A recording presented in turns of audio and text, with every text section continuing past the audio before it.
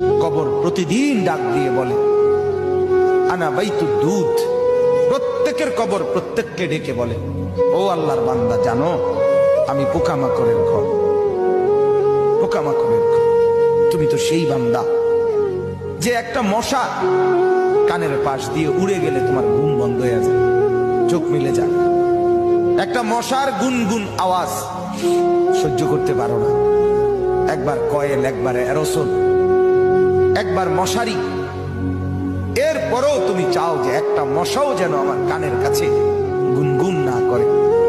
তো 5 ঘন্টার ঘুমের জন্য, 6 ঘন্টার ঘুমের জন্য বান্দা এই যত্ন নিলা, অনন্তকাল কিংবা বছরের পর বছর কবরের যে ঘুম দিবা, পড়ে থাকবা সেই ঘরে, পোকা মাকড়ের ঘর, সেই ঘরে তুমি ঘুমাইবা কেমনে, থাকবা? আমার বাপ, আমি থাকবো কি?